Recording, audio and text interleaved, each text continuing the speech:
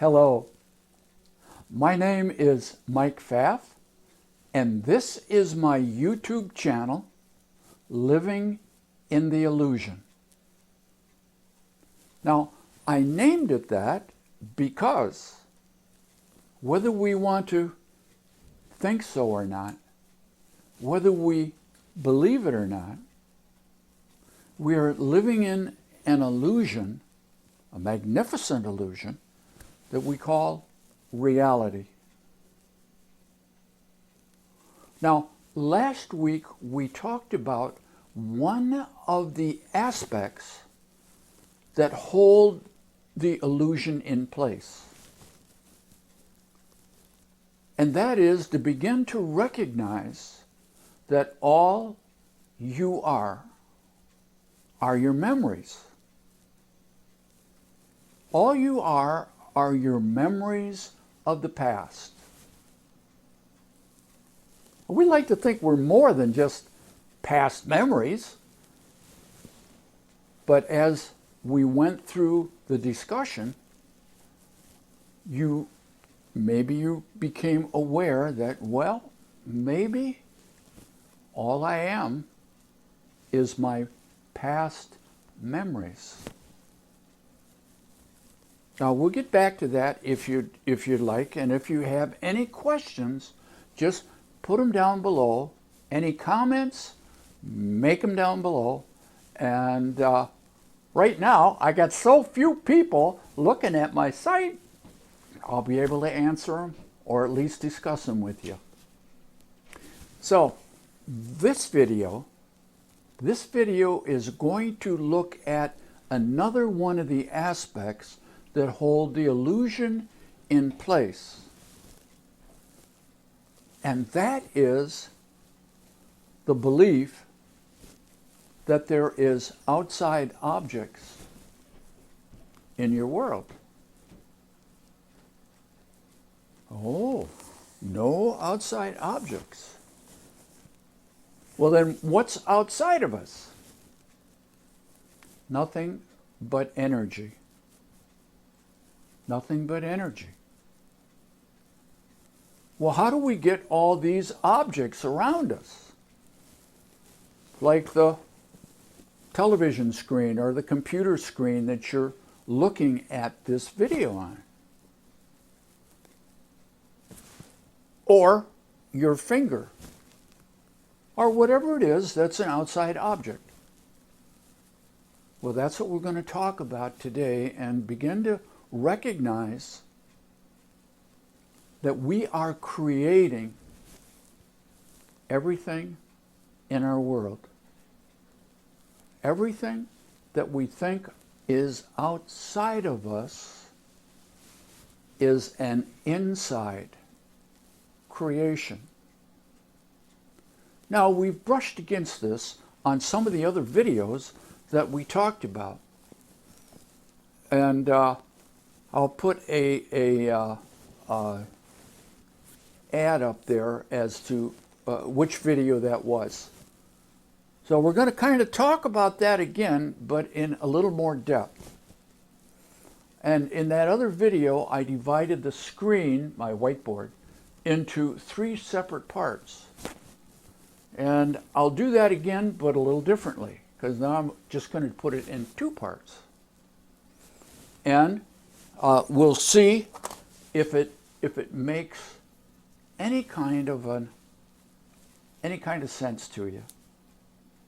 So, first of all, we have to look at what is outside of you. Now, I said what's outside of you is only energy. So, we'll take part of this board and call it the outside. Outside. And what did I say was there? Just energy. But it's everything. Everything is outside of you. There's a conundrum there, a puzzle.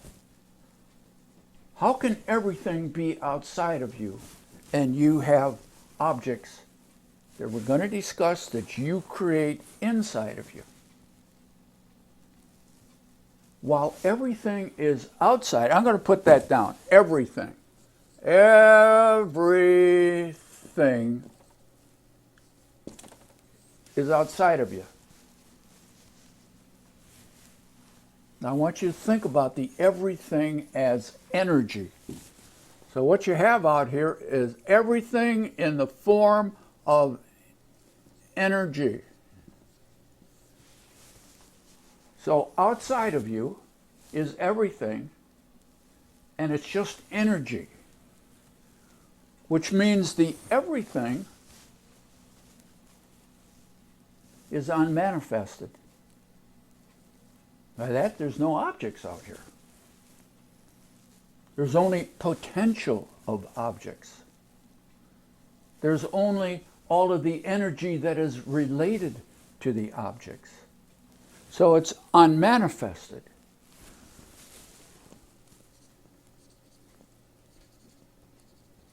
Unmanifested. You do know that unmanifested or manifested, those are shipping terms. When you filled your ship up, you had a manifest of everything that was in the ship. But you also had some that were called unmanifested. And those are the ones that were not on the manifest. They were little special things. So manifested and unmanifested is a shipping term for shipping parts. Now, inside, all of this here is going to be inside, which is very small compared to what's outside. Between the two is a gap. Now, we talked about this gap before, so I'm going to make it bigger this time. So you get the idea, you're not attached to the outside energy in any way, except through your senses. Now, we talked about this before, but I'm going to make a big gap. Okay? How does this outside unmanifested energy get inside? Now, we shared some thoughts on that in the past too, but we're going to go through them a little bit just to kind of catch up on that and make sure everybody's on the same wavelength. Outside of you, I said, was just energy.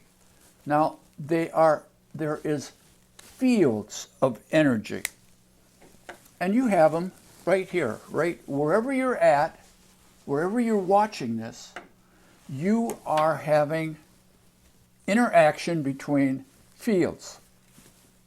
A lot of times you don't, most of the time, I don't want to say all the time because sometimes you do, but most of the time you don't see the interaction. Now, most of you know, but not, you keep forgetting real quick. You don't remember that there are hundreds of different frequencies moving through your space right now. Different frequencies of radio, television, phones. Every one of your phones have a different frequency. And for you to pick up on when somebody calls you, you are radiating that frequency. So if there's a couple people in the room, there's a couple different energy frequencies that are running around. They don't interfere with each other. But sometimes out here, the energy systems bump into each other.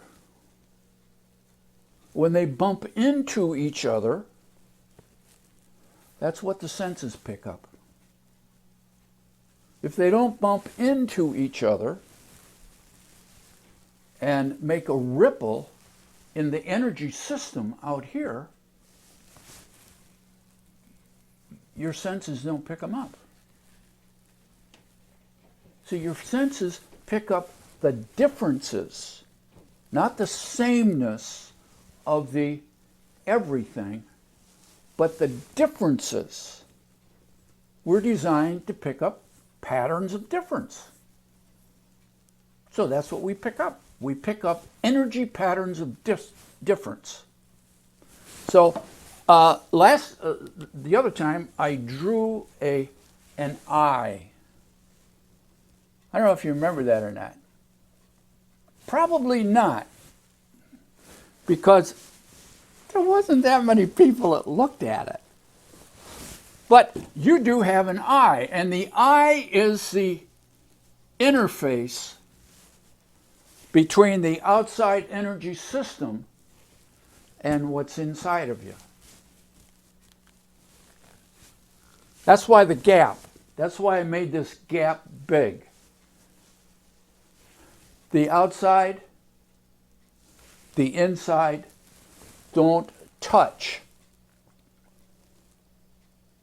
Don't touch. Except through your senses that pick up the energy, and it can only pick it up within a certain range that is specific to the eye, how much it picks up. Because your eye is only picking up light waves of energy between, and I always forget this, between 400 and 800 nanometers in the light spectrum. Now, your ears pick up different because they're picking up pressure. Moving pressure against your eardrum that causes certain things to happen in the bones right behind the eardrum, and then they vibrate in your cochlea, and then from there you get vibrations, energy vibrations that go to the brain. But the pressure doesn't go to the brain. Nothing from the outside, everything here, the energy system, gets inside of you except through the interface of your different senses. And each sense is designed to pick up different information. Now, I always pick the eye because it's the easiest to remember. Not remember, what do I want to say? The easiest to visualize is the eye. And so the eye does just, the stuff that you picked up in high school. It generates information onto the back of the eye, and in the back of the eye there's a mechanism that converts that information to electromagnetic and chemical signals. Now your ears do the same thing. Your ears, through the vibration of the inner ear, the fluid vibration in the inner ear, through the cilia that hangs down into that, picks up certain frequencies. They go to the brain. So in all cases, and it's very difficult how we do that, we filter the information before the brain can use it. We filter the information, select certain parts of it that are important for us before we interpret it in the brain. So we don't see everything that's out here. We only see certain parts inside of us that are deemed by, now here's the thing, What determines what's important for you?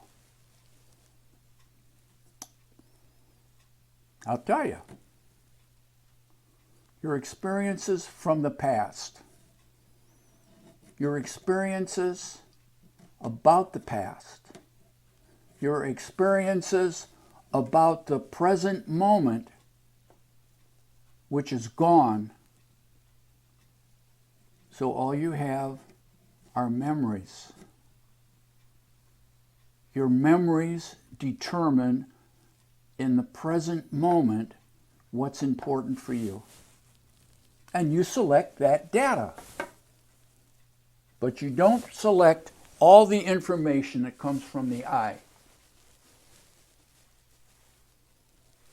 A lot of times we think, oh no, I see everything. I see all the information that's coming to me.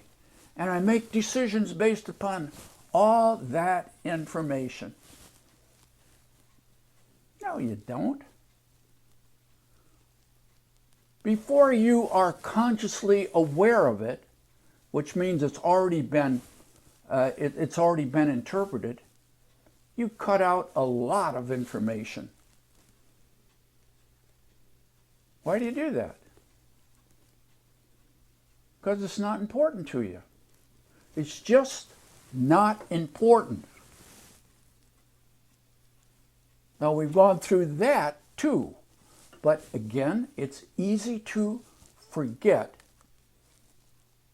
that we create our memories based upon what is important to us. And we don't see, well, we see with the eye, but what goes into the brain is different. Because you've made some changes in the data, in the information. And you won't know it because it's not done consciously. It's done way before your conscious mind is ever aware of it. So now I said we're living in an illusion.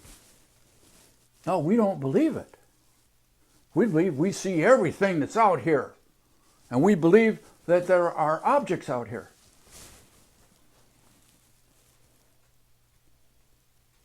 You don't. So once the eye, now you can say the same thing for the ear, the same thing for the touch against the skin. You can say the same thing for what you smell or taste. All of the information that's out here, through all your senses, is filtered, and you drop out what isn't important to you in the present moment. Now, when I say that, you ought to begin to think, well, how can I see the present moment if I keep throwing information away? The short answer? You don't see everything. Your present moment is a very specific creation that you believe is everything because that's what the conscious mind tells you. See, it's a wonderful illusion that we live in. Because you take out what you, for your experience, what you don't need, which isn't important to you. And just keep the data, the information that you deemed important because of your past memories. Are you beginning to see how important memories are, and that all you are is your memories? So inside of you, you have what I call, I hope you can see this, okay, an active mind. Now I call it active mind because it is an accumulation of what you're doing in the mind, which nobody knows where it is, and the brain, which we know where it is, but we don't know how it operates, and the central nervous system, which carries the data. So that's what this is. That's what this represents. So there's a connection between your I and your active mind. The active mind is where you make all your interpretations of the data. So between the two, there is a connection from all your senses, just not the I, all your senses, to your active mind, so you can make interpretations. You see, everybody's has a different interpretation. Why? Because the data is filtered by what is important for you, and what determines what's important for you is your past memories. And no one in the whole universe has your past, and therefore no one has your memories but you. Now I said they're filtered. So here's this information coming in, but there is a filter that's put in place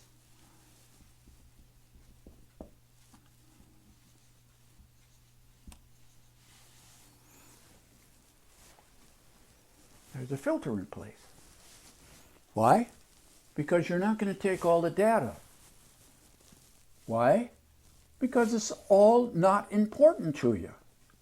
Only what matches your understanding, your experiences, which is your truth. Now, where's all that information stored?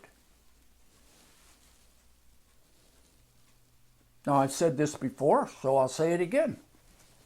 No one knows. No one knows where your past memories are. Oh, and a caveat, a little sidebar.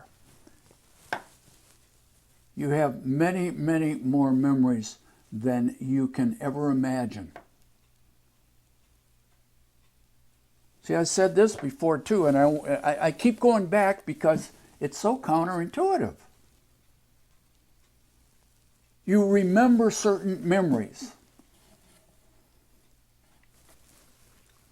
And you know, getting married, any kind of memory you can bring up from the past, you're going to be aware of. But there are some that you have memories that you're not aware of consciously. And those are usually the memories that you don't think about. Like how to chew your food, how to pick up a fork, how to hold a pencil, how to drive your car. Each second you drive your car relates to different memories.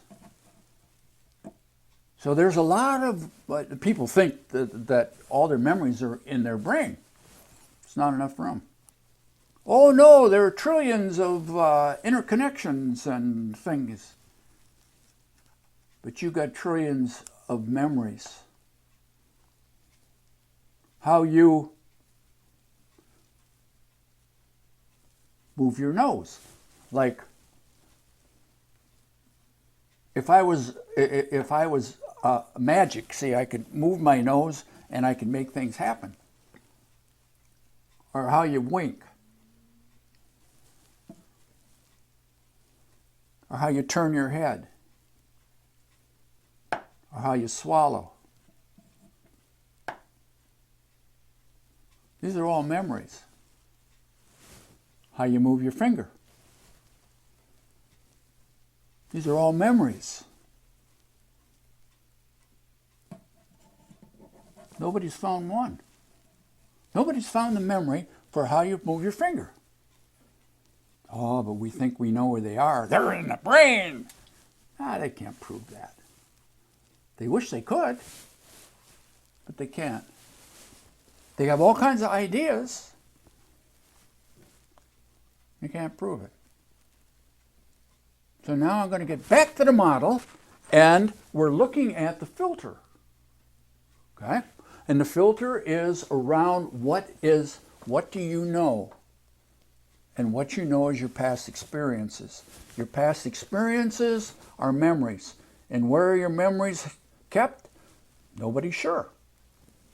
So we call it the unconscious mind. So that's what I'm going to call it. I'm going to say subconscious, and we'll get rid of this one because it's not working so good. And we'll get another one and see if it works. Subconscious mind. What's in the subconscious mind? All your memories. So if you're filtering the incoming information to see what's important for you, you have to draw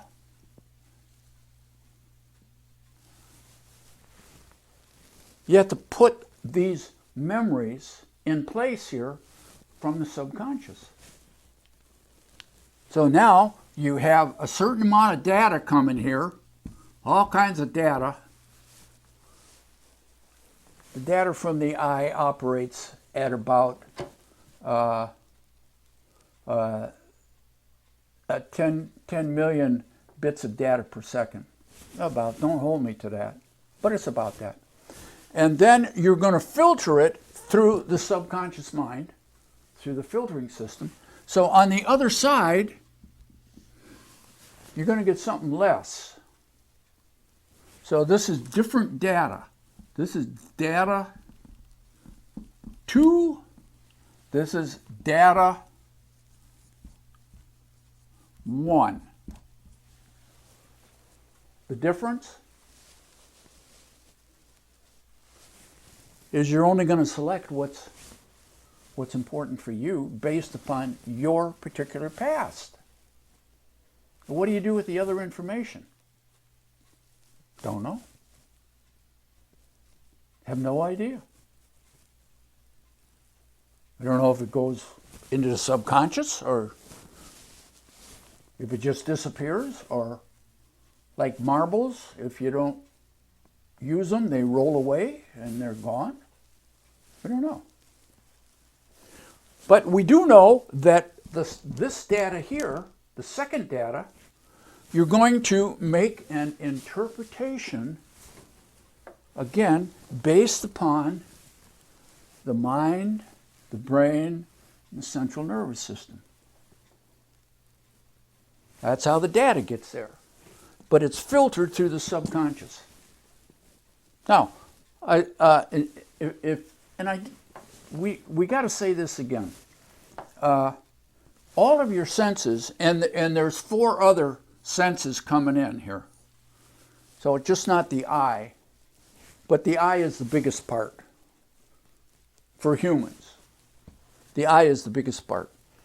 So altogether, you're getting around 11 million bits of data per second out of your senses when they're highly activated. And then the subconscious mind. Now, see, so this filter system goes for all your senses.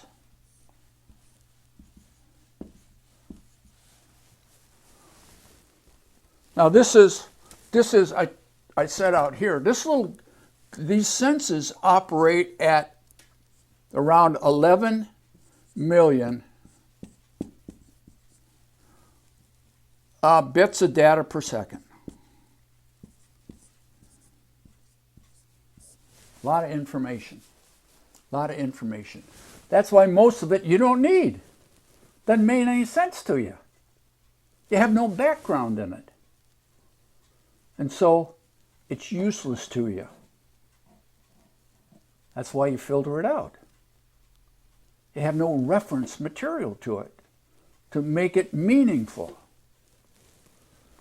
So now, so all of these are feeding information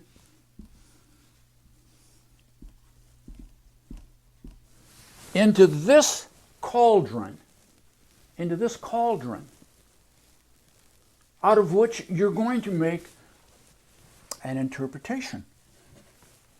Now, the same thing. You got a lot of information coming in here, not so much on the other side, because you filtered out what you don't need, what you're not aware of, what isn't important to you.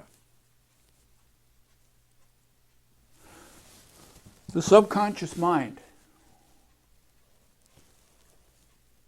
Now, all this information that I'm giving you, you can look it up on Google. That's where I got it. You know, they'll lead you to different places. There's all kinds of places where you can get information. But for this part of you, for the subconscious part, which nobody knows where it is, all we know is what goes into it, what comes out of it, and a couple little things in between. But for the most part, we don't know. So it's difficult to test it. Not so much with the senses. It's easy to test those. They're instruments. You can test them like you test your computer. You get some hot shot, you say, I got a problem with my computer, they go in and they fix it. You got all this data coming in, and they say, oh, that's 11 million bits per second. They can test it pretty quick. Not so much with the subconscious mind. So it has a range. This isn't much of a range. It's pretty steady. This is a range. Anywhere from 440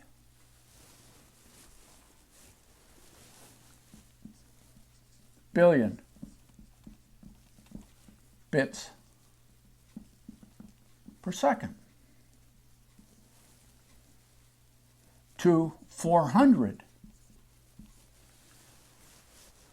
billion bits per second. So it's way faster than the input, which it has to be in order to do the filtering.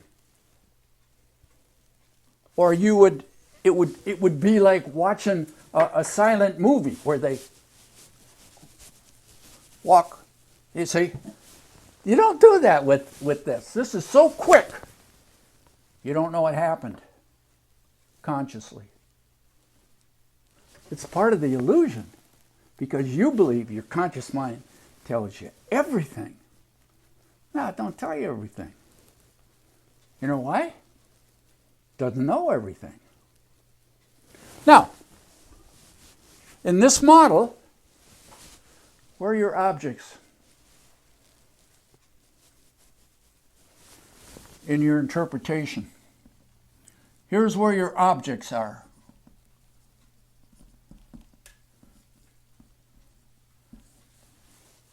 This is where you create your objects. Right there. No, they're coming from here. No, it's not outside of you. That's energy. What you're doing is you're taking, when the energy interacts with itself, fields of energy, and you pick it up with your senses because they pick up differences within each one of their ranges. Each one of their ranges, different information altogether. When you get them here, filtered out to only what's important to you, you create your objects.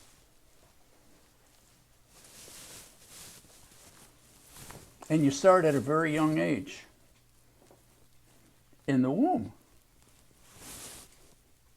So now you have these objects that are all around you, but they're not what you think they are.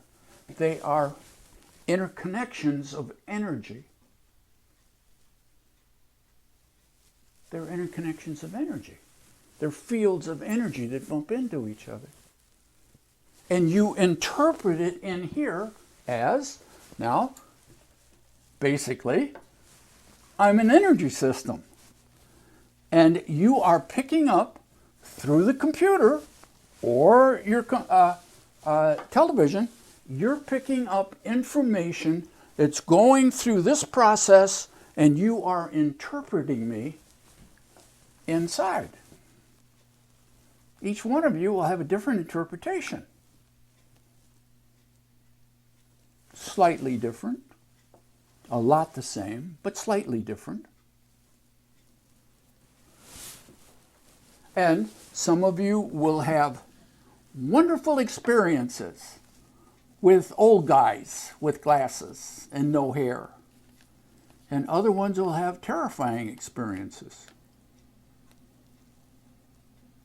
So how I'm interpreted by all those that see me depends on what their past is, what memories they hold inside of them. Because your past is only memories. And that's all you are. So now I want to leave this because I don't want to go on too far, because then people start dropping off. Who knows? There might not be anybody listening to me right now anyway. So, because there's more to talk about in this model. The one thing I did want to get across to you is you create your world, what you think is your world, inside of you based upon your past memories. That's what your world is. Now, and the great thing is you can have a different world anytime you want. All you got to do is change your filter system. You change your filter system and you'll have different data that makes your interpretation of your world. It's not brain science. You want to think it's something else. Oh no, it's mysterious. No, it's not. It's straightforward. You change your filter, you change your world. Has nothing to do with what's out here. This is constant. It's just energy moving around, bumping into each other, and picking it up, and you're doing here. It's the interpretation of the data that gets through your filter system. Now we'll kind of leave that there, and next time we're going to talk a little bit more about how this gets out here. How interesting will that be? So, till we see each other again, have fun, enjoy yourself, be good to yourself, and we'll see you next time. Bye now.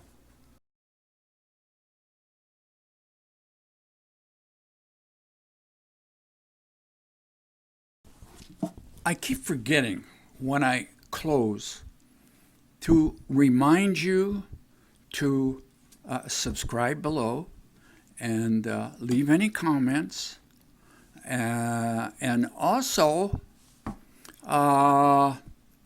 any questions. And I'll see if I can answer them for you.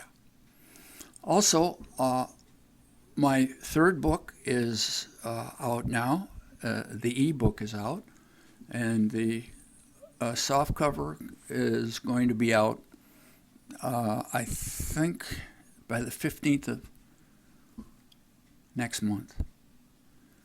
And it is called Escaping the Illusion So it goes right along with what we've been talking about. And it's very interesting, at least for me. So look forward to seeing you next time. Bye now. Take care of yourself and have fun. Bye now.